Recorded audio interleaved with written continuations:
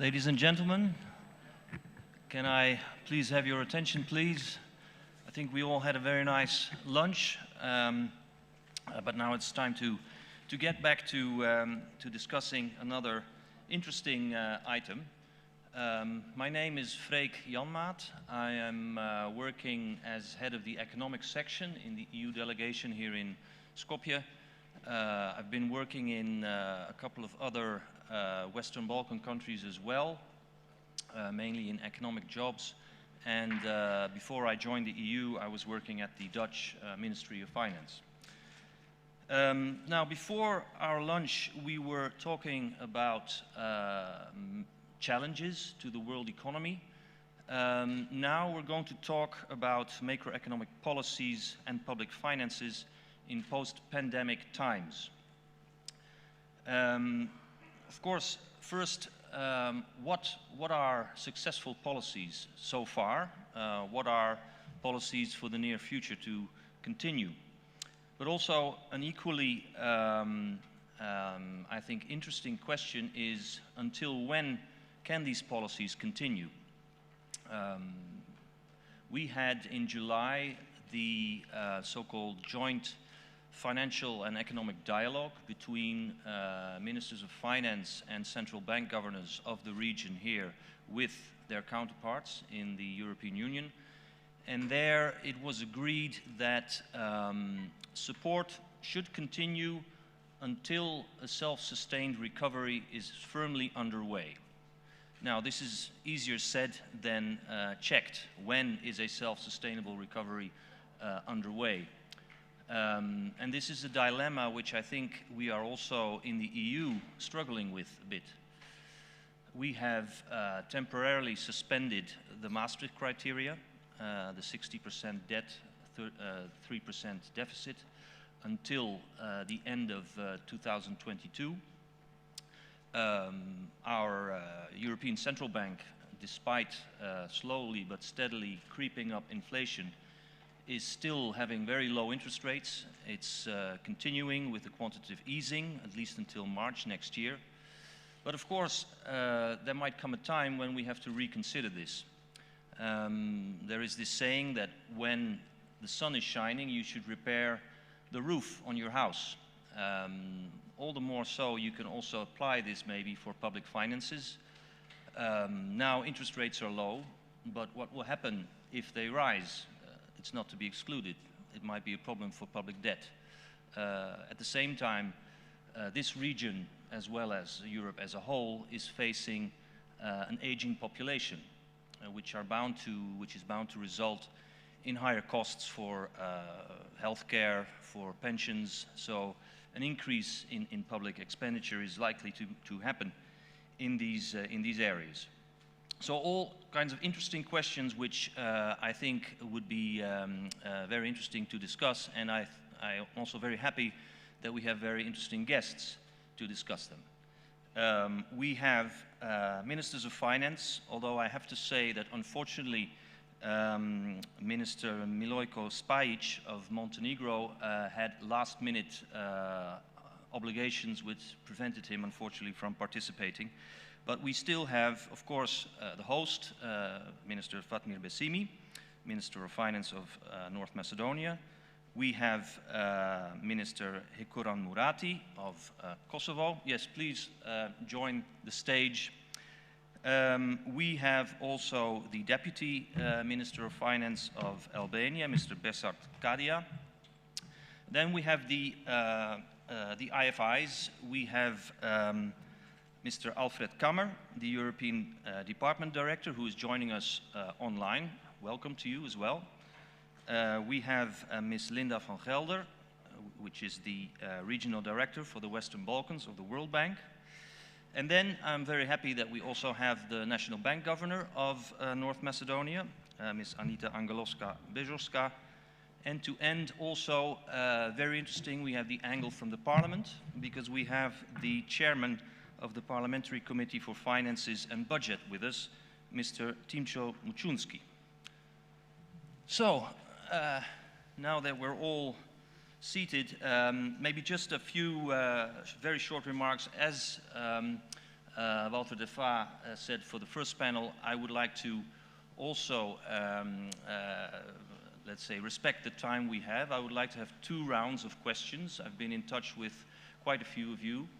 And for each round, maybe up to 6 minutes. We have a bit more time now that one speaker dropped out. Again, we will have a written summary being prepared, so that will be shared tomorrow. So I will not go into conclusions at the end. And then I think this is more or less it. Yes, so, well, maybe to start with the host, Minister Bessimi, maybe just as a kind of a kickoff on the measures itself.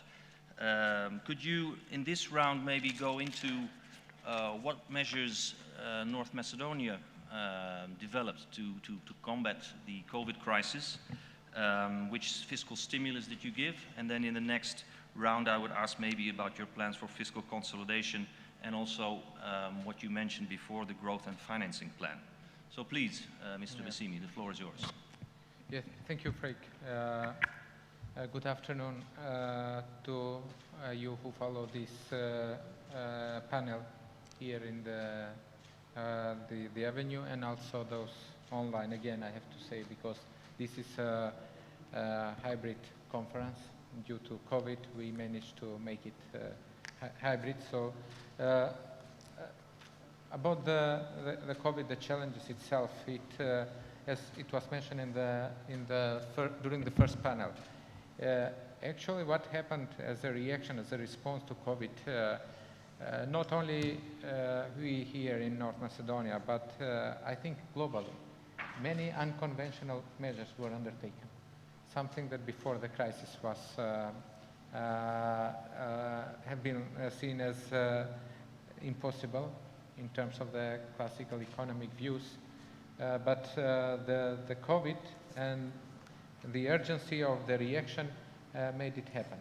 So similar approach was here. Actually, I mentioned by finalizing the first panel that actually what made this and what was our approach during this, we took the policy whatever it takes.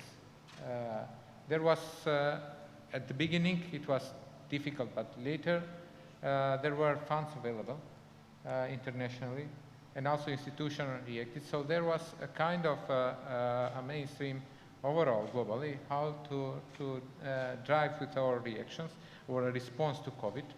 And at the beginning, the biggest challenge that came was about a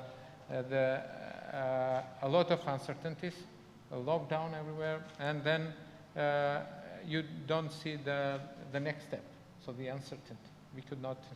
So that stage was basically to save lives and to protect ourselves. The next step was okay. We still have to deal with the issues that how to keep the economy hibernating. So not to have an economy that will die afterwards. Actually, to keep it alive. So the measures were designed in a way, apart from what we had to do and we are doing in the health sector to support. The second the channel of measures was in terms of the vulnerable categories of citizens. The third was protecting jobs and also those who are losing jobs. So this is a channel. Then the fourth channel was injecting cash to the business community. So because we faced the classical issue of supply side loss of value chain, these value-added chains, and also on the other side we are missing the demand. So this cost us about 11% of our GDP. The 2020, 4 packages of measures around 1 billion euros, and the 2 packages in 2021 about 180 million euros. So this is the total bill. But then when we did some calculation assessment, what was this bill impact and did it help the economy, our estimation is that using also the investment multiplier and the other stuff, is that it helped the economy about 4.2 percentage points, which means our decline of GDP around 4.5 could have been 8.7. I'm sure that this will raise a lot of debates, what kind of calculations are these, but at least we have some assessment about this. So we had to do this. Furthermore, actually, as you mentioned during the introduction, we are also trying to follow what next.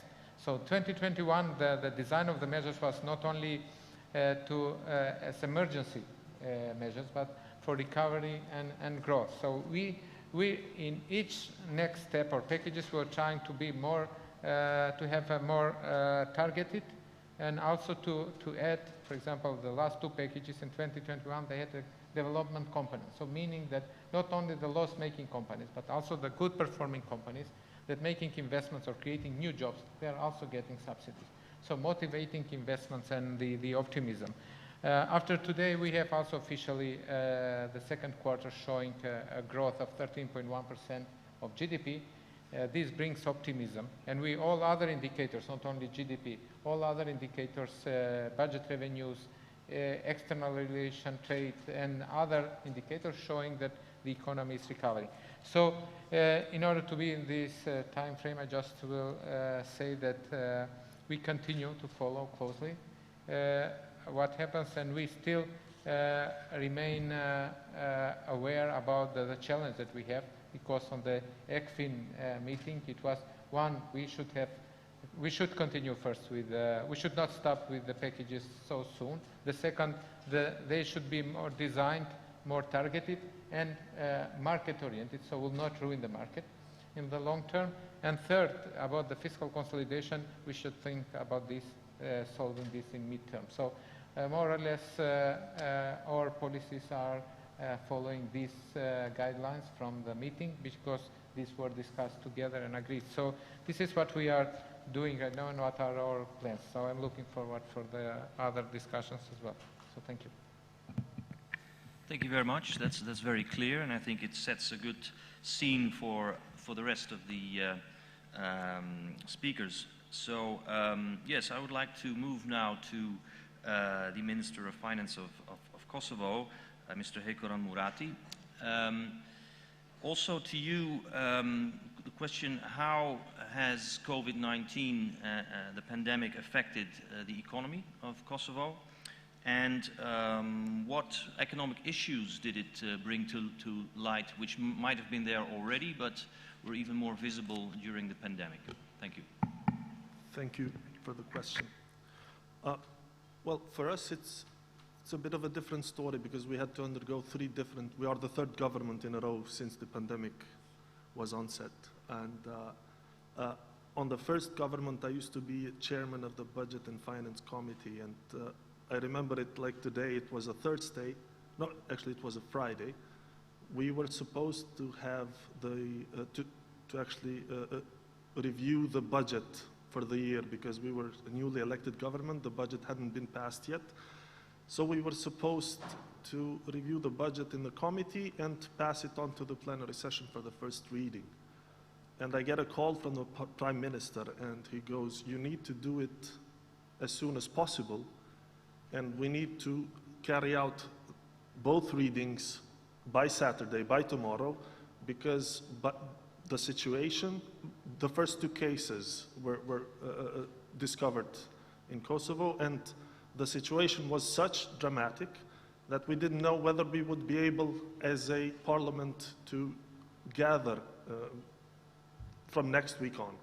So we had to undertake emergency measures, so to say, and to gather the committee and pass the budget, both readings, within 2 days, actually. So it was quite dramatic, and nobody knew by that time what would happen.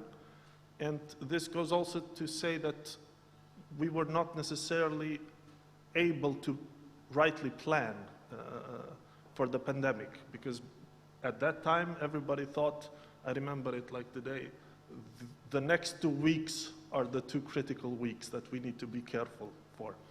And the idea was that we were going to shut down everything for 2 weeks, and afterwards the virus would have been eradicated, or we would have isolated somehow, and we would get back to normal. That never happened. We're 2 years in now, and we're still fighting the pandemic. So how did it affect? The fact that it lasted longer than initially planned, well, it certainly did take its toll in the economy, but it was not as, so to say, as bad as initially forecasted. I mean, I remember initial forecasts were like a drop, a GDP contraction of up to 11%. That was the forecast. It was economic Armageddon, so to say, because everything was shut down. All the supply channels were shut down, all borders were shut down, so nobody knew when this was going to end after some time, and the initial forecasts were quite grim.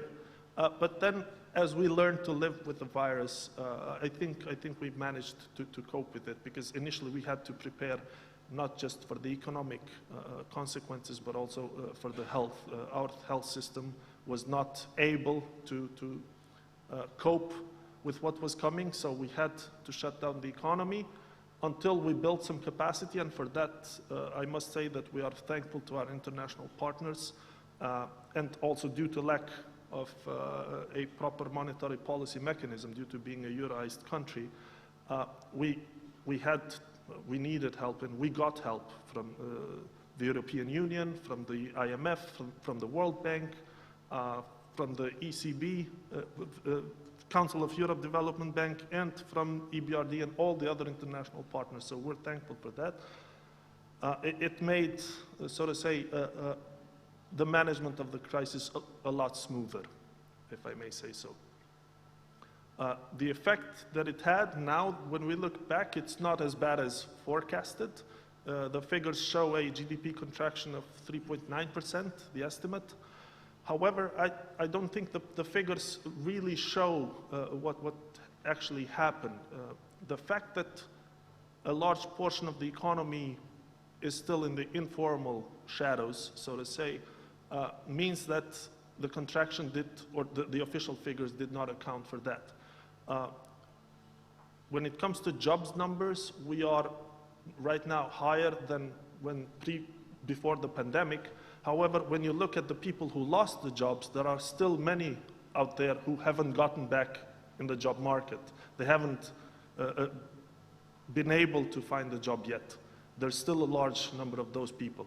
So basically, yes, the economy got back. The numbers are improving, actually, again, better than we estimated for.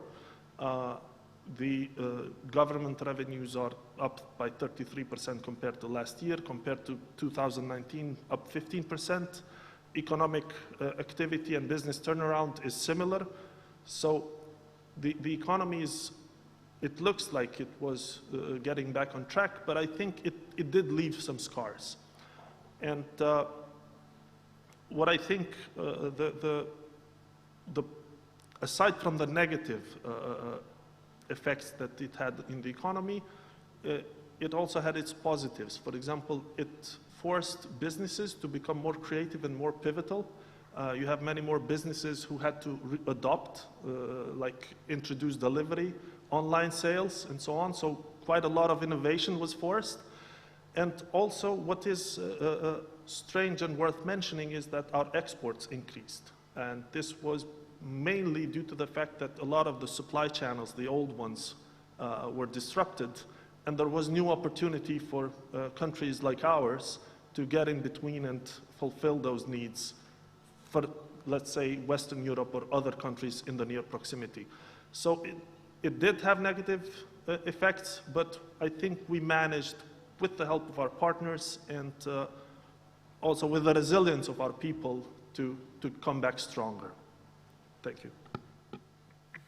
Thank you very much. Yeah, this is also an interesting point that you mentioned, that maybe production moved into different areas. Maybe there was some nearshoring. This is something which you hear quite often as an opportunity for this region that maybe the pandemic has led companies elsewhere to rethink their suppliers, not to get something from far away, but from near. So that's an interesting point, which nicely links to the next speaker, which I would like to introduce. So this is Mr. Besar Kadia, the Deputy Minister of Finance of Albania. I would like to ask you also, what are the measures that Albania has introduced and are maybe still ongoing, and also which economic sectors were identified as those that will support the economic recovery? Maybe tourism also, I'm thinking, in Albania can play an important role. Please go ahead. Thank you for the great organization so far. I imagine Albania had quite a unique situation compared to other countries in the region. So in November 2019, people were scared to stay inside their house because we had a great earthquake with a damage of up to 1 billion euros. And then 3 months later, people were scared to stay outside because of the COVID, while in 3 months, it was safer to stay outside, and it became dangerous to stay indoors at the same time. So psychologically, I think consumers should have suffered. But what we observed is that during 2020, even though we were in lockdown for up to 2 months, and deposits went up. So there was a faith of consumers and the public in the banking sector. So we have a crisis, which is in a way what you would expect people to withdraw as much money as possible. We had an increase in deposits to the banks. So financially speaking, the banking sector was safe. We had liquidity, the demand for credit also went up. The government provided a reschedule of credit payments, also the credit guarantee schemes for liquidity as well as for investments. It provided, as in other countries in the region, support schemes for workers who were laid off, or people, actually the government becoming the business transactor, so was paying all the wages for them for up to 3 months, while at the same time increasing spending for welfare. 2020, which is, I guess, the same thing but that you were expecting in Macedonia and in Kosovo. We were expecting a recession of 8%, and what we ended up was 4% reduction. We haven't made an assessment whether it was due to government's policies or not, but it was a good sign. Recovery speaking, now, we were worried at the beginning that non-performing loans would go up. Actually, they went down. So compared September 2020, compared to May 2021, non-performing loans in Albania, they've gone down by 0.5%, which is a good sign that the measures were there and the business community has been able to pay them and at least to thrive. Now we have similar results as in Macedonia and Kosovo in terms of income or tax revenues. They're higher than 2019, but they're also higher than what we expected at the beginning of January. Now overall, I think we can think about, let's say, that the measures we've taken, now we have minimized the risk, either the health risk due to vaccination. The government's program has been since the beginning to find vaccines whenever possible, even though we were left alone in a way, so every country was looking after itself, which was a shame at the time. But somehow everyone was struggling to go in the markets and to find vaccines. That has been successful in terms of providing more than 1.5 million doses in a population of 3 million. So we've minimized the health risk. What we can see now in terms of other risks is what we cannot foresee for the next 2 or 3 months or for the next year. So if we end up in a lockdown, which we never know, we are worried about the pressure on public finances and how it will affect other government's programs in terms of investments in infrastructure or healthcare or education and other public policies. But we've taken, I mean, in the program you've asked when's the right time to stop the stimulus. we've taken the stance that 2021, it would be not a good idea to immediately withdraw all the government supports for the economy, even though things were looking good. What we did is we had, I mean, our stance has been to have an expansionary fiscal policy even in 2021. So in that sense, we expect, or we predict in our medium-term public strategy, well, 2024 is the time when we will start thinking about reducing public debt and to accommodate all the, let's say, the unforeseen expenditure that we will face in the next few months or even next year. In terms of economic growth, we haven't lost track in terms of reforms. So even though we're facing so many different challenges in terms of fiscal pressure and you name it, you always having troubles nowadays. But at the same time, you have to be careful not to I mean, lose yourself in the woods and forget about what keeps the economy growing in the long term. So institutional reforms as well as tax exemptions for for small businesses of up to 120,000 euros, they're exempt from profit tax as well as VAT, which gives them liquidity in these times of crisis, but at the same time an incentive for them, I guess, to grow in the future and to employ more. We are giving a lot of emphasis on startups and new technology, innovation programs. We are passing now a new startup law and an agency which will support this new industry. We did an e-commerce new government's initiative in trying to facilitate as much as possible the new trend coming out of COVID, as well as digitalization due to the common regional market. So in that sense, our government, or our perspective, and I will finish here, is to minimize risk, health or financial, at the same time to all the necessary reforms and to also not forget that we are in all this crisis together, and therefore common regional market, open Balkans, it's the right way forward to think about it as a region rather than as individual measures. Thank you. Thank you very much. And yes, I think also this regional dimension is very relevant and very much in the picture with the open Balkans and the common regional market approach, which will hopefully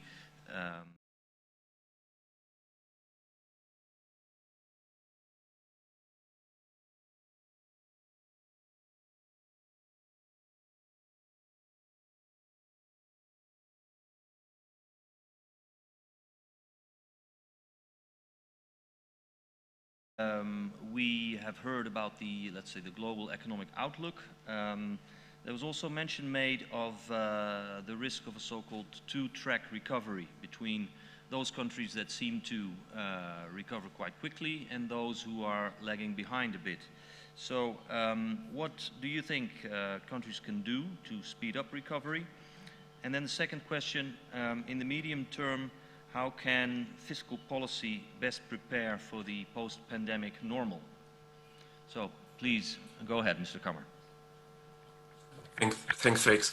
Let me first start by thanking the Ministry of Finance for the kind invitation to this important conference and for me to participate from Washington, D.C. Your Excellencies, ladies and gentlemen, let me first emphasize what Minister Bissimi said. We had an unprecedented policy response to the worst economic recession since the Second World War. And this unprecedented policy response has, in fact, prevented a much worse outcome. And policymakers need to take credit for that globally, but also here in the Western Balkans.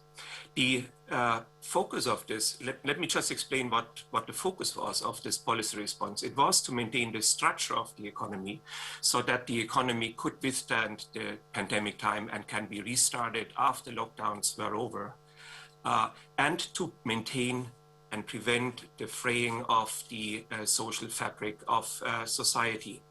This was achieved in Europe-wide through job retention schemes, which saved 70 million jobs and let in place the bound between workers and jobs for restarting of the economy. As the ministers have pointed out, it was achieved through supporting firms moratoria guarantees and easy financial conditions so that liquidity issues would not lead to a cascading of bankruptcies and a destruction of capital in the economy. And we protected banks because firms were were protected, and so banks could provide continued credit to the economy. We saw the success of these policies earlier this year when we saw a very strong rebound in the first half. But this is a rebound, and the rebound is not necessarily a sustained recovery. And that's where policymakers now need to focus on. Where we see still high infection rates, as Minister Bessimi said, we moved from more generalized support to targeted support, so that should be maintained. But more generally, we need to switch policies from emergency line to very targeted support to allow the reallocation of labor and capital in the economy. As Minister Murati pointed out, during this pandemic, the structure of the economy was adjusting, the structure of the economy was already changing, but we haven't reached full employment in many of the countries yet. And so policies now need to focus on allowing workers to move from shrinking sectors to expanding sectors. This can be done through retraining, this can be done through hiring subsidies. At the same time, when we undo and unwind emergency support, we need to continue focusing on the vulnerable segments of society, since they will suffer most of the income loss by switching these policies. So that's the first part of the policy response where we need to see a change going forward to sustain this recovery. The second part, I would say, we have been emphasizing it, that vaccine policy is economic policy.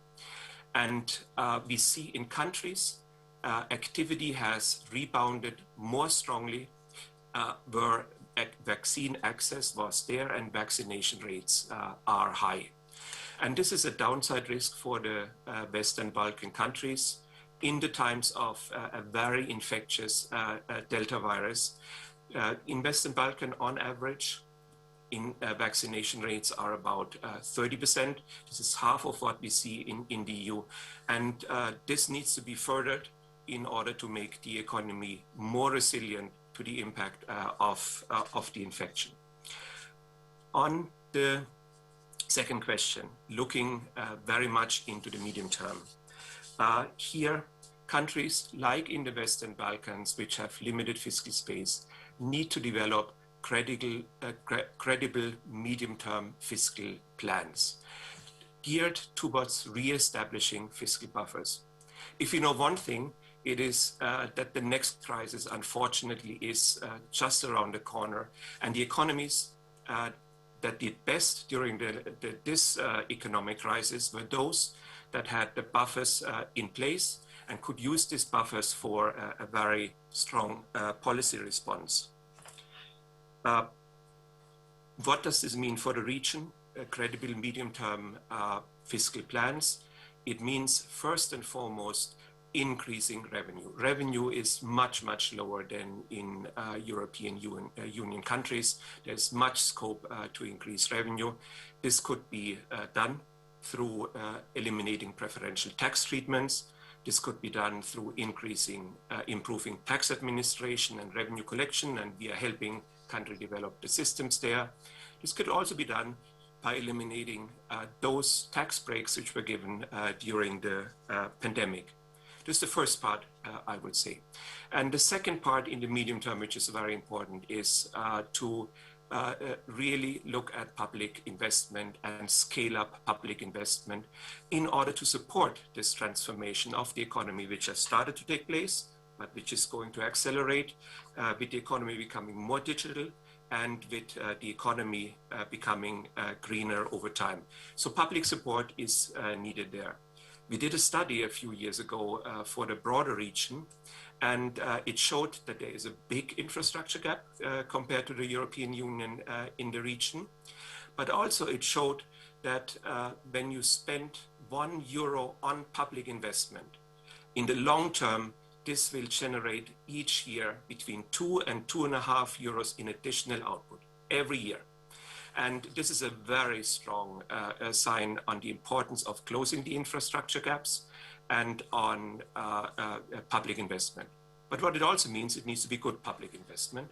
And here in the region, we are supporting countries to improve their public investment management regimes so that we have strong institutions and that this money is well spent. When we are looking at those, so there's a near-term solution, the crisis is not over, support now the restructuring of the economy. When we are looking at the long-term, implement credible fiscal plans, but also focus very much on investment so that the convergence to EU income levels is going to continue. Thank you. Thank you very much, Mr. Kammer, for these very concrete recommendations. And I think it also links in very nicely with our next speaker, Ms. Linda van Gelder, Regional Director for the Western Balkans from the World Bank. I would like to ask two questions as well. The first one being, which types of fiscal and monetary interventions helped businesses and jobs here in the region, but maybe also wider? And the second, how can countries balance the need of supporting the economy in the past pandemic with rebuilding fiscal buffers? So this question I also referred to in the beginning. Thank you. Thank you very much, and let me start by really expressing my appreciation for the invitation to be here and to say how wonderful, even though this is still a hybrid conference, to be here with people in person and discussing such interesting and important topics is really wonderful. So during the past 18 months, we have seen an enormous amount of policy experimentation as governments across the world have really been scrambling to figure out how to respond to the COVID crisis. And we don't know all the lessons, but we have learned some things about what has worked and what hasn't worked. And, you know, very briefly, countries that have more comprehensive national identification systems, higher rates of business formality, more developed digital payment systems, and crucially, greater fiscal space going into the crisis, have been able to respond comparatively more effectively in providing much needed liquidity to cushion the impact of the pandemic on the vulnerable households and firms. And so this, in some sense, lays out a little bit of agenda of some of the things to look at going forward in terms of strengthening systems and institutions. But it's really an opportune time now to think about how to evolve the policy response. So much of the early policy response was really along the lines of do anything that it takes. Speed was of essence to respond to a complex shock that affected both demand and supply at the same time. And I think we heard very good descriptions in North Macedonia, in Kosovo, and in Albania about how the governments actually approach this. But as time has passed, it's become clear that we need to think about more discerning interventions. It was also mentioned, COVID has changed the structure of our economies. Many jobs have disappeared and they're not coming back, but new opportunities are also emerging, such as in e-commerce delivery, or actually the movement and changes in value chains. The COVID shock, as I said, has also shifted global value chains and have put perhaps greater emphasis on the resilience of those global value chains rather than just lower cost. And this opens up opportunities for countries in the Western Balkans. But without economic restructuring, countries do run the risk of disruptions, the potential of accelerating inflation, and the potential appearance of zombie firms. And all of this suggests that now thinking about more targeted fiscal and monetary policies might be prudent, and not just providing counter-cyclical support until the rebound take hold, but also to right now be thinking about how do you facilitate this economic transformation that you've all raised is something that you're already seeing in your economies. In the Western Balkans, the immediate policy response to the pandemic, as we've heard, has really focused on protecting households, firms, and livelihoods in order to avoid a massive economic collapse and further fatalities on the health side. And I think all three of the countries represented here, but across the Western Balkans, have been quite successful in that. Discretionary fiscal measures included interventions on the expenditure side and on the revenue side, such as increasing budget spending on wage and social contributions, extending unemployment benefits, stimulus payments, state guarantees, credit lines, tax deferrals, fee cuts, tax exemptions. There was a huge number of different policy responses that were put on board. The amount of COVID-related fiscal support was a bit lower than in the EU countries, except in Serbia, where they actually came into the crisis with greater fiscal space. But it was massive compared to the fiscal reserves that the Western Balkans countries had. So overall, I think that these policy actions helped to prevent a much more severe contraction in the region and have helped to accelerate recovery even under what remains very uncertain circumstances. One example, in North Macedonia, a local think tank estimated that the wage subsidy scheme that was implemented by the government helped preserve 80% of the jobs that would have otherwise been lost.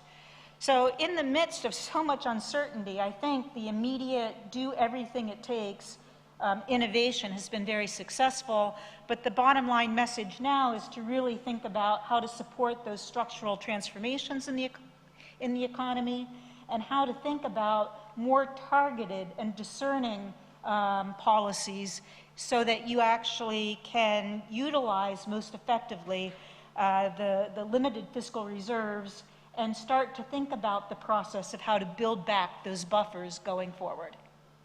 In the interest of time, I'll stop there.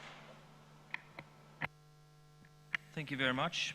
I also found very interesting your remark that those countries that were better prepared were actually those who had better e-governance and e-services systems. That's pretty illustrative, I would say, and makes a case also for building them up if you don't have them yet. Now turning to the governor, Ms. Anita Angelowska-Bozewska from the National Bank of North Macedonia, on the monetary and financial side. Now globally, central banks provided quite a significant monetary impulse and are still doing this. To what extent, given the fact that you have a fixed exchange rate regime, were you able to pursue an accommodative monetary policy? And in this respect, also, what measures did you implement? And how do you assess the effectiveness of these measures? In other words, to what extent did they actually help to preserve jobs and businesses? Thanks. Thank you, Freek. First, let me express my gratitude to the Minister of Finance and the Ministry for inviting me to be part of this excellent event. And really, I was telling Minister he's very brave to take the responsibility to organize such an event in such challenging times. Okay, concerning the monetary policy. So we are well aware that the world faced unprecedented shock that required unprecedented policy response, including unprecedented policy response of the central banks.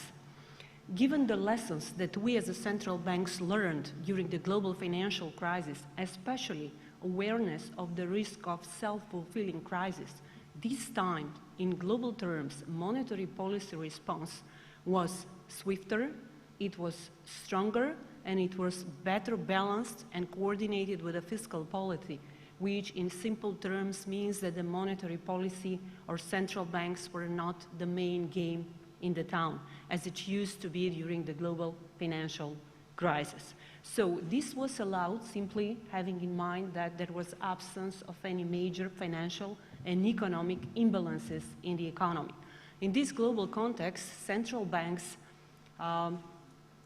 continued with extra loose monetary policy, further reducing their main interest rates.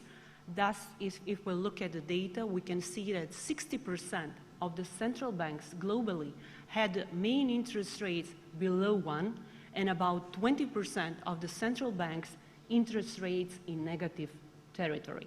The central banks didn't stop using only interest rate. They also continued with accommodative policy through different kind of asset purchase programs, which is clearly visible to the huge balance sheet increase of the central banks. In some of the central banks, in some of the economies, the size of injection of liquidity through these programs was 3 times bigger during the global financial crisis, and the pace of injection of liquidity almost twice the pace than during the global financial crisis. This is particularly the case for the advanced economies, which we can clearly see, as I mentioned, through their increase of asset size. That is, for example, assets of the G10 central banks just in the first 6 months of the pandemic crisis increased more than double the increase seen during the first 2 years of the global financial crisis, just to illustrate the size of the packages that were provided.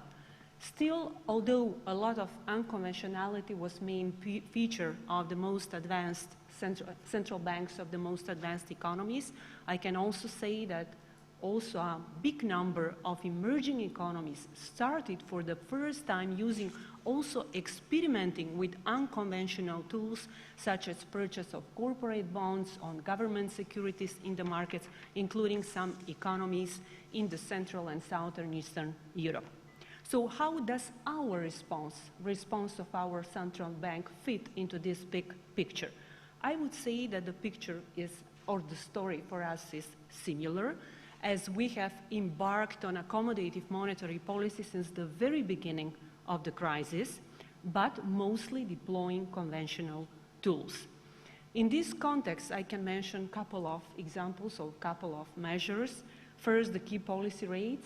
We reduced the key policy rate on a couple of occasions, more precisely 4 times, and we brought it to the historically lowest level of 1.25.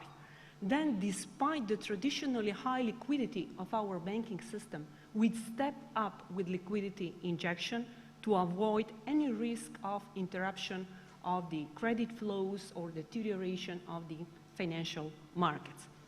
Also very important for us that I think is useful to mention is that given the high uncertainty and a lot of speculations that emerged about the state of the economy and state of the banking system, we significantly as a central bank stepped up our communication with the public to clearly explain the facts about the state of the economy and state of the banking system, to, of course, clearly explain and stabilize the expectations of the economic agents, which are key for preserving the stability of our economy. The main unconventionality in our reaction is that this is the first crisis episode in which we, since the very beginning of the crisis, have pursued loose monetary policy and haven't tightened, despite the fact that we are having a strategy of de facto stable exchange rate, which means, when you have pressures on the foreign exchange market, first you have to stabilize these pressures by intervening on the market. However, this time was different, and the reason for this is that crisis caught us amid good official reserve buffers. They were twice as higher in comparison with the global financial crisis that we also managed successfully.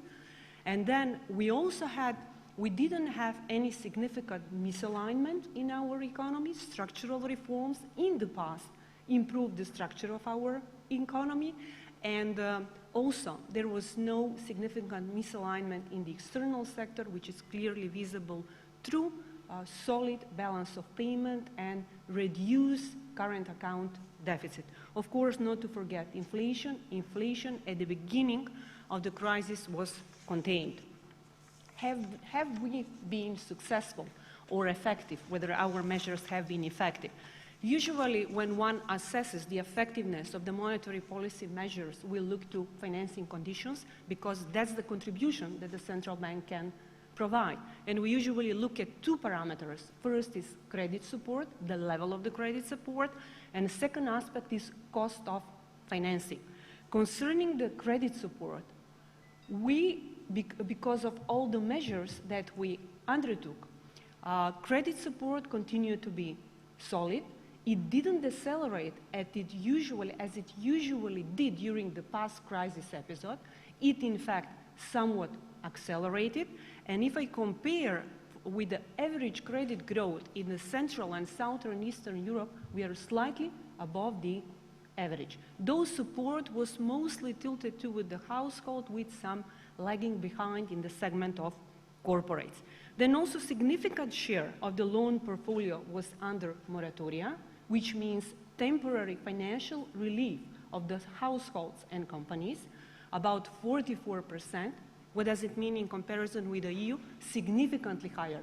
In the EU, on average, was 12%.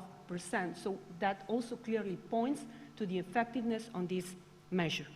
In terms of the cost of financing, also unlike other crisis episodes, cost of financing didn't increase, but they continued in line with the monetary policy loosening. They continued to decline. And the pace of decline was somewhat faster if we compare with the Western Balkan region.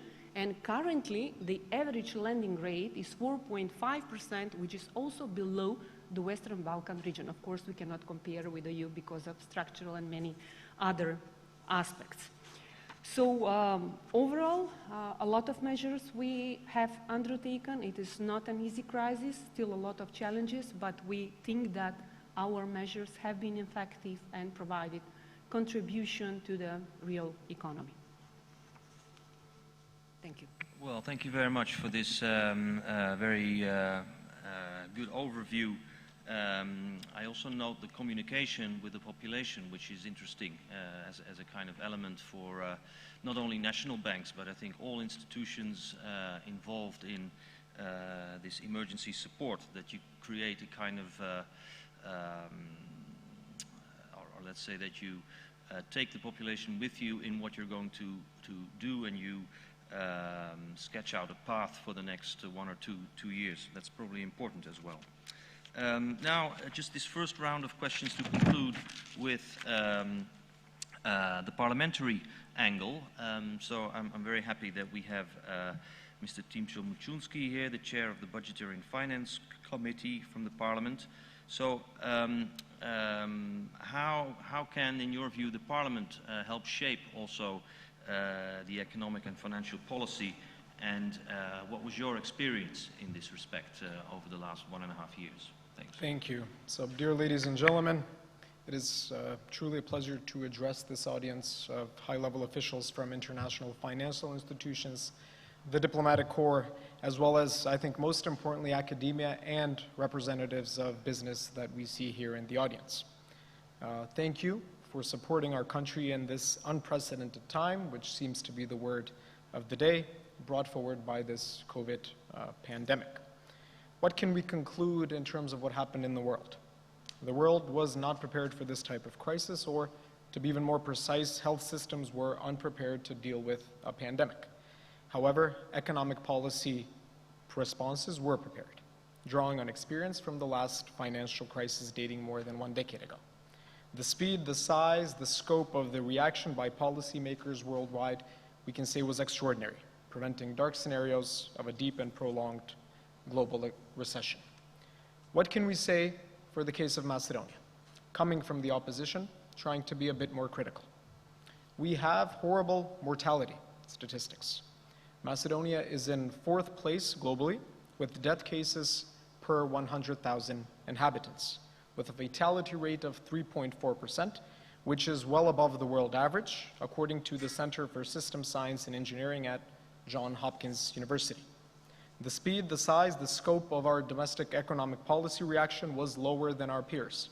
According to the IMF's Fiscal Monitor database of country fiscal measures in response to COVID-19, the size of fiscal measures for support of households and business in Macedonia from January 2020 to June 2021 is only 3.6% of GDP. Moreover, the estimated cost for health measures is only 0.6% of GDP. In the same time, the total enlargement of general government debt is more than 15 percentage points, from 40.7% of GDP jumping to 55% of GDP. On the contrary to these policies, unproductive public spending has continued on goods and services that were not urgent and critical to deal with the crisis, and public administration employment never stopped even before election process. The recession in our country was much more painful than our peers. GDP declined 4.5% in 2020 and 1.9% in the first quarter of 2021, while many other countries began recovering. Comparison of this recession to previous ones and the composition of GDP undoubtedly shows that the investment activity was the key determinant in such a bad performance. The positive developments that we have seen in the industrial sector and exports in the last few months are led by capacities opened as success of previous government structural reforms devoted to higher industrialization and higher export diversification. In conclusion, when it comes to the policies and our view as opposition to the policies constructed, what has become obvious throughout this crisis is that immediate crisis management is essential to deal with each crisis.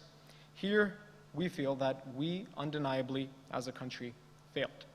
The number of death cases is one of the highest globally, and the GDP decline is one of the biggest in Europe. The fiscal space, as already mentioned, is substantially narrowed, and significant fiscal consolidation is on call. What government has to realize is that there are facts in front of it, and it has to be much more open at this moment with all stakeholders. If that doesn't happen, the hardest hit will continue to be those who are currently outraged by the economic measures and financial conditions on the ground. This includes businesses, and this includes, above all, citizens. What can be done in terms of a structural approach by Parliament?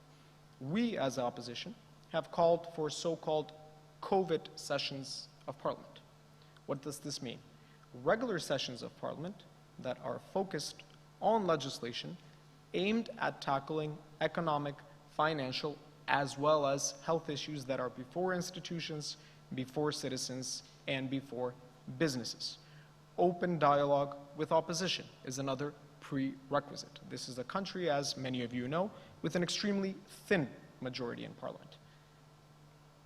Having legislation, which is presented as take it or leave it solutions by the government, is unacceptable for opposition. We are willing to continue dialogue, but on one hand, what we have seen is a hyper-production of norms and regulations coming from government in all various fields, which has created a volatile and toxic political arena. What is necessary is to focus towards the challenges that are at hand: economic and financial stability, stability in the health sector. We as opposition remain open to dialogue. We remain open to finding solution. We have presented in the past period, through experts within the party, through our parliamentary group, many policy proposals and solutions, which I hope we will have an opportunity to speak about in the second part of this panel, focused on a more swift and systematic recovery. What is necessary is openness from government. One of the more favorite terms, I would say, by the current government, which has been in power for the last 5 years, is openness to the fact that they're willing to listen. But when it comes to the relationship with the opposition, the government has to practice what it preaches. I sometimes, to put an analogy, joke, many times in my private life, I am criticized by my wife that I'm not home enough. But I have to follow up on that. If I continue to be too active at work, to not be home enough, then I will systematically build on the problem. We tell this to the government. There isn't an adequate response. Many sectors are extremely hard hit. It's not just enough for the government to physically listen to the opposition. They have to follow up on the criticism that is given to them. We are open, and we all work in the best interest of our country. Thank you very much. I think the point is clear. Of course, an all-inclusive approach is always the best. Of course, there might sometimes be a trade-off, I guess, between speed, you know, the speed that some urgent situation requires and the period you have. But in principle, consultation is always, of course, the best of all relevant stakeholders. Now, I see that we have been I've been a bit more generous than I wanted to be, but maybe the second round of questions we can be a bit faster, every one of us, a bit shorter, so that we catch up a little bit. So I would just like to stick to the same order as we did before. So, Minister Bessimi, I would like to hear just very shortly a bit about your intentions for moving now more to maybe a fiscal consolidation after a while, and also about the growth and financing plan you mentioned before. Thank you. Thank you, Frank. Actually, there were excellent opportunity to see what are the experiences from the region as well in this panel. Also, the World Bank and IMF presentation here, Central Bank, and also the opposition view. So this is what we need when we have this kind of issues to deal, serious issues, the challenge. So in terms of the needs that the COVID crisis has in terms of to continue the support. The second, the fiscal consolidation is an issue that we should solve in mid-term, but it doesn't mean that we should not start today. Actually, to solve in mid-term, we should make plans from now. So in parallel, while we are doing, working in terms of supporting the economy post-COVID and still COVID there, we also do the fiscal consolidation. So what are the aspects that we do here is, as I mentioned, there are some reforms that we are undertaking, and also some systemic reforms like organic budget law, where we have in the law put the fiscal council, the fiscal rules, and mid-term fiscal consolidation, which means that we have undertaken now the budgeting process, and part of this is this conference. I just remind what I said when I opened the conference in the introductory speech. So this is in terms of opening the debate for the policies orientation, but also more specifically on the question that you address is, it's in the terms of consolidation, we work on the expenditure side, in terms of the current expenditures to actually to develop certain indicators and benchmarks, so it will be easier, visible across budget users to make sure that we have some benchmarks of better use of public funds. In terms of the capital expenditure, we also are introducing indicators that will have their economic and fiscal impact. And as last year we introduced the CAPEF index, which means to improve the efficiency of capital expenditures. And according to the plan of growth, we are introducing a new unit about the PIMA public investment management assessment process. So this was mentioned also in Prime Minister's speech. So this is an expenditure side. On the revenue side, we are ongoing on implementing and preparation of the tax reform strategy in terms of increasing the efficiency and also in terms of increasing the fairness of the taxation system in the country. Informal economy is something that we are going to tackle at the same time while we're working on the reform, because we have to see how to improve the system.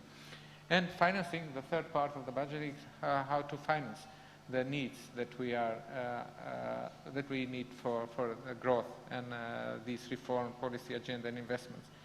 So we will introduce also these blended and more innovative financing instruments, where we are also leverage from private sector investments, mobilizing private capital, but also development partners that has different new innovative instruments to leverage from this. And also we will introduce or launch this year these development bonds for the first time, also green bonds and project-based bonds, which means development bonds will be the revenues that will come from these bonds will be only for capital expenditures. And more specifically for green bonds, only for green investment projects. And project-based bonds might have a label of the project, a specific project. So, the additional new thing is that this will be available more for citizens, not only for weak investors, but also citizens. And we know that there are still some savings among the citizens, and we will give them opportunity also where they can have safe investments and more specific projects. So these are different types of instruments that we think will make possible to make this transformation, post-COVID transformation of the economy, to make it more competitive based on digital, green agenda, and also all other aspects of improving the productivity in our economy. So summarizing here, I will say that this fiscal consolidation goes hand in hand with financing growth, and growth which will be sustainable and also inclusive. The design of this is, maybe tomorrow during the panel we'll go in more details, to have a better management of public investment projects, but also to support the economy. So thank you. Thank you. I think it's also very visionary to already, as you mentioned, pay attention to the green agenda, the digitalization. This is something that we see also in actually all the economic reform programs of the Western Balkans countries, which I think is a very good sign. Now, moving to Mr. Murati. Also for you the question, what are your plans for the future? There is this economic revival package. Could you be saying a bit about this as well? Thanks. Thank you very much. Well, going through these times, it's quite difficult to work because I think Mr. Kammer mentioned that there were two speeds at which countries were recovering. So if we imagine it as a highway, it's a two-lane highway where one lane is faster, the other one is slower. But at the same time, I think each car or each economy is being forced to operate on two gears. So we have to shift in between each gear depending on how bad the situation with the pandemic is. Because it's quite a paradox, for example, to launch an economic recovery or revival package at a time where you have to tell people to stay at home and not, or try to work from home. So it's difficult to increase employability or job numbers when you're actually telling people to stay home. But we have, and that's the challenge, we have to work with that challenge. The first gear is basically the slower one where you try to save jobs, even if you're telling people to stay at home, so wage subsidies, as many of our countries have done. And you also try to save businesses by providing liquidity, either through a moratoria of loan payments or other measures that would help their liquidity. The second gear would be, if the situation improves, we have to look at what can we do to learn from what we've uncovered during this pandemic, and which is countries that are more digitized, countries that have a more formalized economy have performed better and can perform better. And another issue is that the businesses themselves have also learned this fact, because if the government wants to help, we need to know as a government whom to help. If they don't show up in the statistics, if they don't show up at the tax administration, there is no possibility to know whom to help and how, to what extent. So they've learned to cope this. And we've also, as a government, we've tried to push with a formalization campaign, and the economic revival package includes some of the measures inside as well that actually provide incentives for businesses and to formalize and employment to formalize. Aside from helping the people who are the job seekers and the employment of the people, the second pillar of the economic revival package would be to help the businesses and the structure thereof. So changing, to help through that change in the structure by shifting or by helping them pivot towards industries and sectors that are actually increasing in volume compared to some of the other sectors that are shrinking. The third one would be public investment and helping the infrastructure, be it health sector, or be it also the road infrastructure, and building also on more environmentally friendly infrastructure. The fourth one would be helping the family as a unit, so providing those that are most in need. And with that, we're trying to also do some reforms together with the World Bank. What we've seen is that sometimes the social net is too wide to catch everyone, so we need to work on that to better target those people. And when the next wave hits us, or whatever next crisis hits us, we know whom to help. Because aside from the extent of help, speed is of crucial importance here.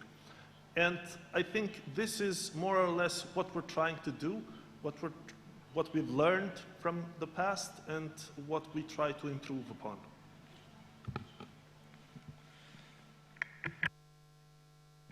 Thank you. This is also very, very helpful, also a very comprehensive package, I think, the economic revival package of Kosovo. Now to Deputy Minister Kadia of Albania. Also for you, what are your main priorities for the near future? Which structural reforms do you aim at? What are the sectors where you see a competitive edge? So if you could say a few things about that. Thanks. Thank you. I'll try to be as brief as possible. We can name it whatever we want, revival or anything like that, but given the uncertainty, I think we need to try to be focused on what the purpose of government is, despite the crisis. So it's there to provide good, efficient public services at a low cost as possible, where you exclude corruption, you exclude interaction with government officials, and transparency. And digitalization or e-government is one of those things that we have, I think, revolutionized the way we provide services in Albania. Now we can get most of the government services, certificates or other things from the police or the courts online. So every citizen, he has his own application, and even during the pandemic they used it to go outside and to have permission from the police. That's, I think, the path that we will pursue even more in the future, where the government is held accountable through technology. We also see, in order to keep the youngsters in the country and to see for them to see Albania as their, not just their hometown or their home, but at the same time a place they can work to provide services globally, where we envisage to exclude them from few taxes as a startups, and to also provide government support and know-how with connecting them to venture capitals in order to promote them in Tirana. And Tirana, I think, will become, in the near future, an interesting place for startups in the region. And third, but not last, we always have to remember institutional reforms, about helping the business community to be clear in what they can forecast for the next 4 or 5 years, rather than adapt every 6 months or every year when governments change or when ministers change.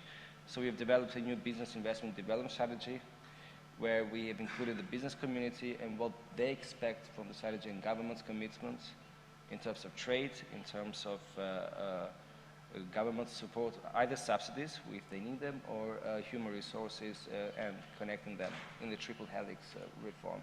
So in that regard, we can, I mean, we have other measures which obviously take into account the current problems in terms of wages or subsidies for different sectors, or credit guarantees, or increasing spending in healthcare.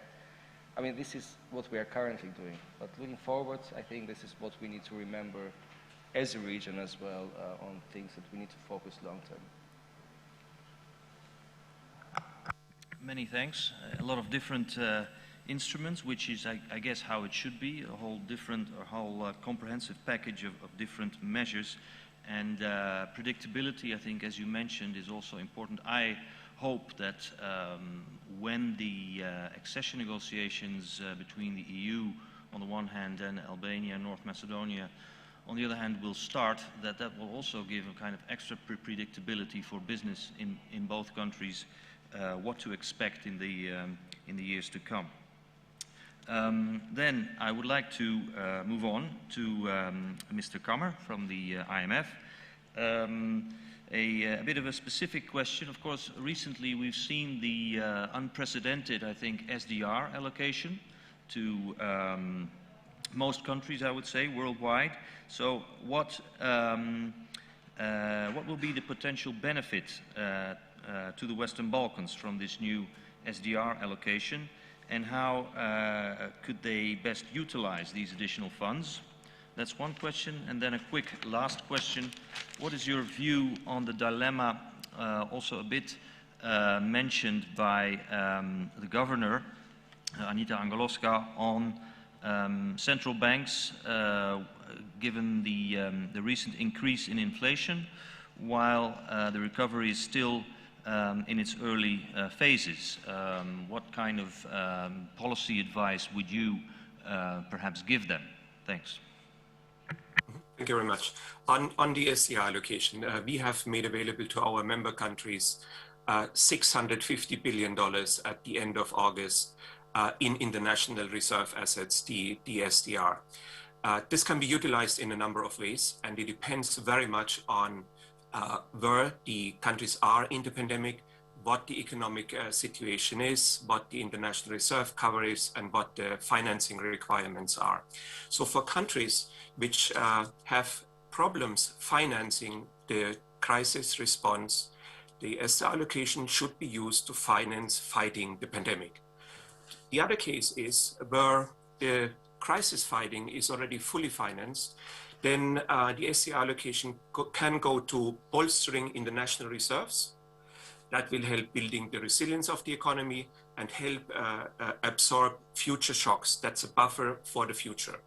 Some countries will be in between, using it for international reserves, using it for fiscal spending. So this is something countries need to decide based on their circumstances. Important is the allocation should be used transparently, and it should be used effectively and not for unsustainable policies.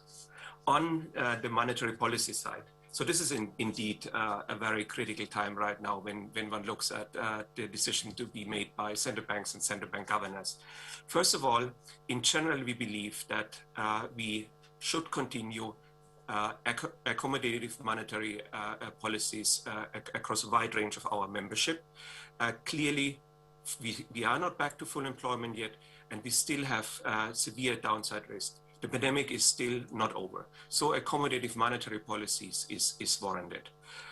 That means for central banks that they need to see through the current inflation rates. And why are we not worried about inflation in general? We see some uptick just because, for instance, energy prices were very low during the pandemic. They are going back to levels we saw before the crisis. That's normal. We see some supply disruptions that leads to spikes. But what we also see is inflation expectations are well anchored, and we don't see second round effects where we see increases in services inflation, or we see increases in wages.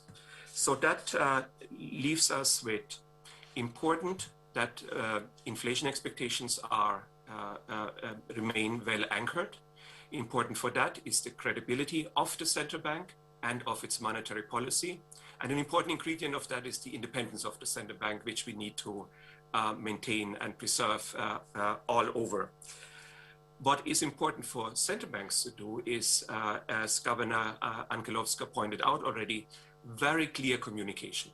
And that communication needs to include an explanation of what the drivers of inflation are, and it needs to include to lay out what the expectations are for the monetary policy response in the future. Now, finally, if tangible risks of second round effects were to emerge, or if the recovery is taking place much more quickly than we expect, under those circumstances, there will be a reason to tighten monetary policy, and that tightening should happen in order to deal with price pressures early on. So in a nutshell, remain accommodative in general, but be very clear on the lookout for emerging pressures. Thank you. Thank you very much. Yes, I think it's obvious to have a close monitoring of the situation, how inflation goes, and then act upon it if necessary. This is, I think, also will be a nice, interesting discussion in our European Central Bank in a while. Then moving to the World Bank, Ms. van Gelder,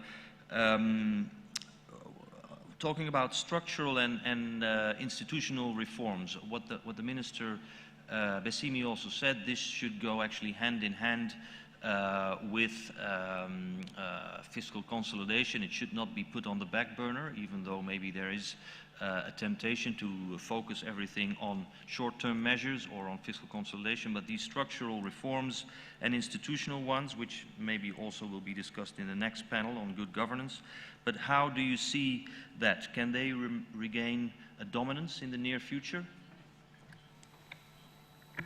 Thanks, and I can give a very, very short answer to this. Absolutely yes.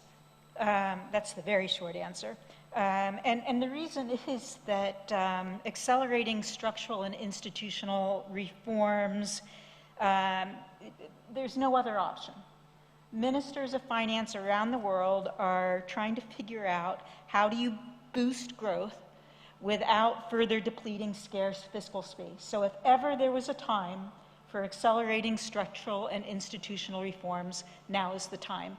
And many of the topics for discussion later in this conference touch on some of those important areas, such as the private sector development climate, good governance, and also looking at the opportunities of investing in people and taking the advantage of a move towards a greener and more climate-friendly environment. Thank you.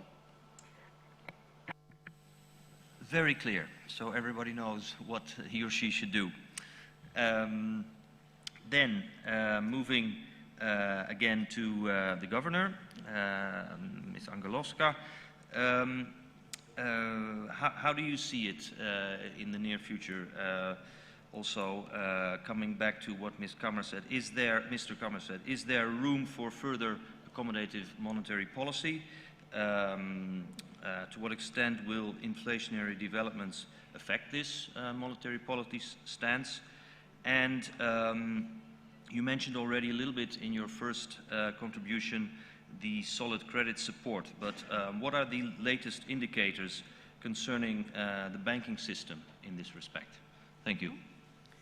Okay, thank you for the questions. First, let me remind ourselves that one of the lessons that we learned from the global financial crisis is that the policy support should not be rolled back prematurely until we see the growth solid and self-sustained.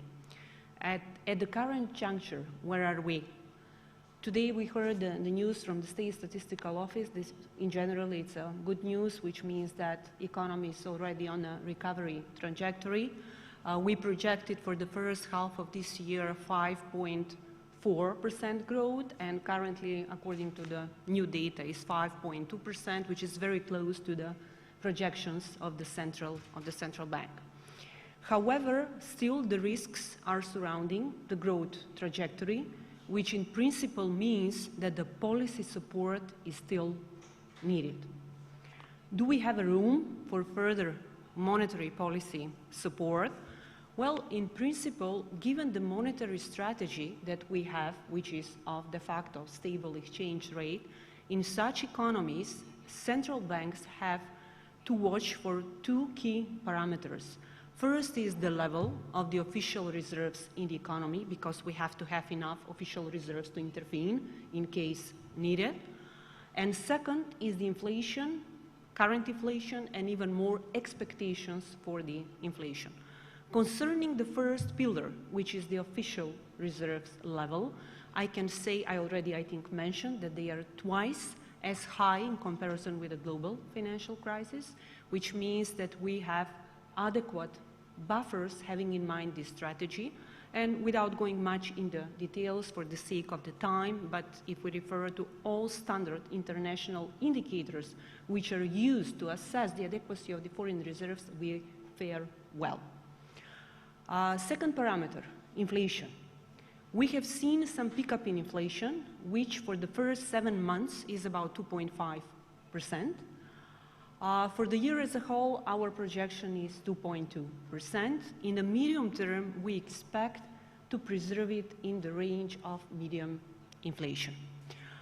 However, speaking about the inflation, what is very important is to know what are the reasons, what is driving the inflation.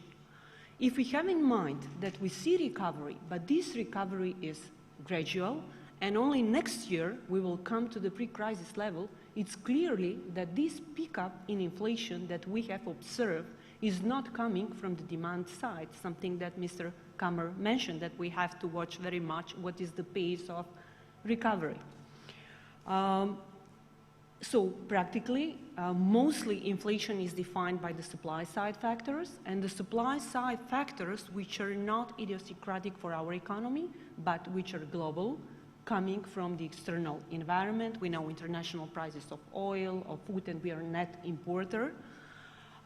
If we have in mind the structure of our CPI, practically we can infer that to a significant extent our inflation is imported. And when we speak about imported inflation, having in mind the high trade openness and key role of the European Union as our trading partner, not only on the export but also on the import side, particularly import on consumption goods, it's clear that our inflationary developments will be to a great extent shaped by the inflationary developments in the EU. What is ECB expecting, at least according to the latest Governing Council press, although they, after 2 days, I think, have a new Governing Council, and we will see what will be their rhetoric. But according to the last information communicated, they are perceiving this pickup in inflation, which is also taking place in the European Union, as a temporary phenomenon. And expect next year these pressures to vanish as supply catches up with demand. However, what they underline, and we are all aware, is that risk around inflation outlook remain, especially having in mind high volatility of the primary commodities, the risk of higher pass-through of input prices to final prices, risk of inflationary expectations, and being entrenched in the wages. So having in mind these two key pillars, which define the room for maneuver of the monetary policy, what we can infer is that, yes, we still have a room, though the room is not unlimited. On top of this, as all other central bankers, we also have to be mindful of other possible side effects of too loose for too long policies. Let me mention some of them. In principle, we know that low interest rate environment can be conducive to higher risk-taking, leverage. Then also it can affect savings, which is very important in small economies, where the domestic savings is low on the one hand, and investment needs are higher on the other side, which implies to savings investment gap. And also maybe one very important aspect which deserves to be mentioned as a possible side effect in this crisis is zombification. I think Linda already mentioned. What does it mean? It means that easy financial condition can be conducive to supporting unviable businesses and preventing the emergence of new, more productive ones, which in principle can mean inefficient reallocation of resources in the economy.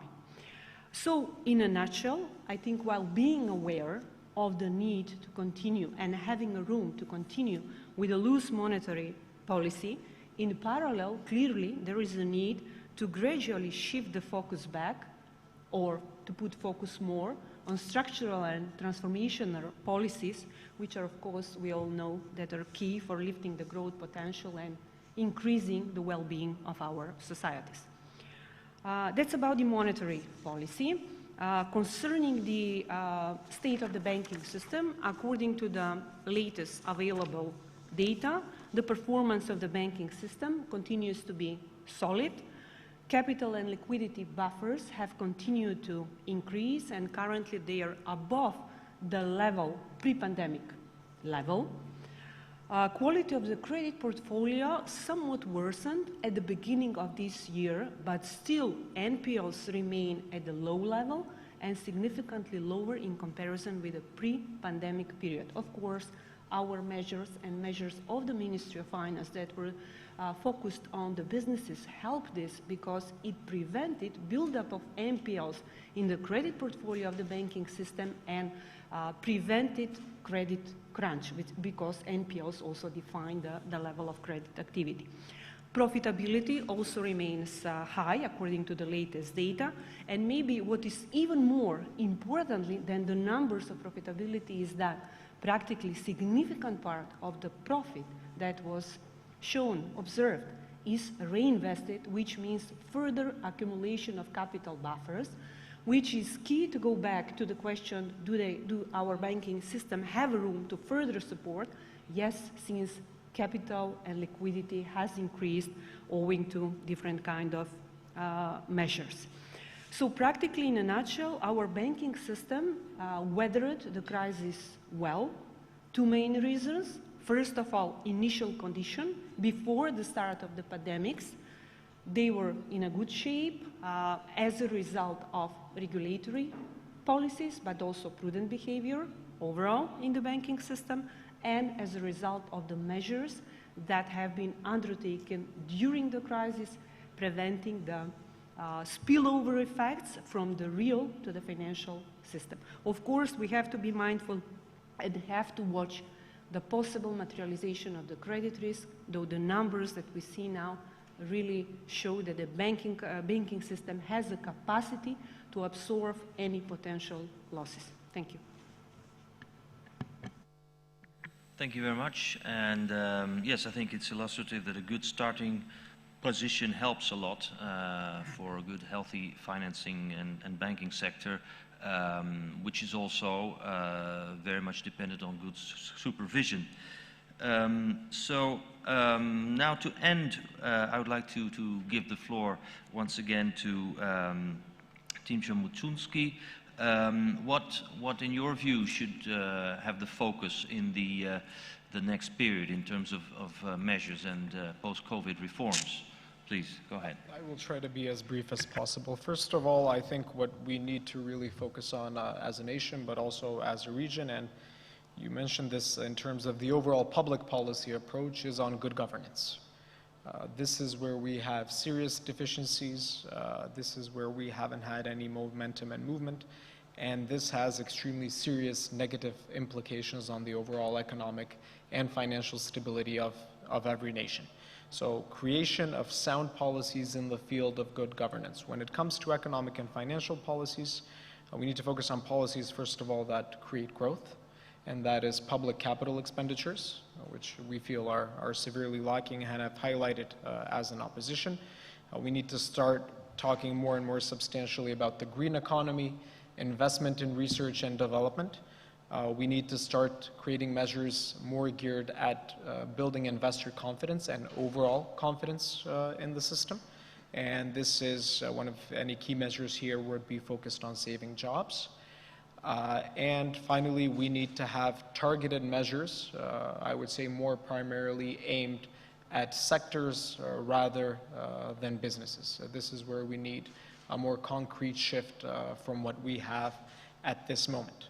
But I would reiterate, overall, primarily looking forward and with a light at the end of this tunnel, although we don't know how much is left of the tunnel itself, especially considering that we are consistently re-evaluating the overall epidemiological situation, and even most medical experts can't give a fair evaluation of when this will end.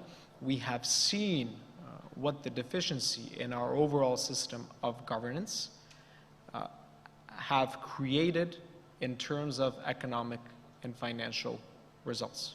We need to speak about fighting corruption. We need to speak about what is going on in our judicial systems.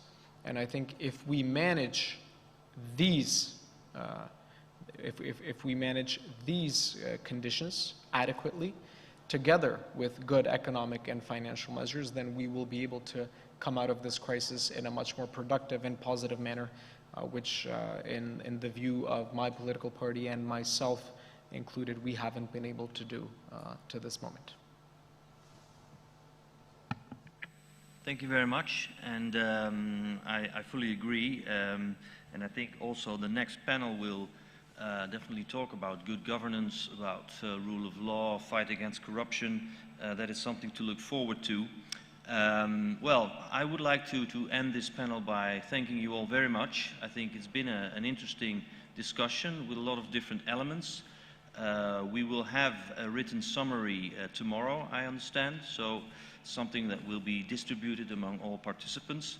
I think we have done quite nicely on time because we started at 3:15, so we're only 5 minutes over time, and we still have 10 minutes, I believe, before the next panel starts.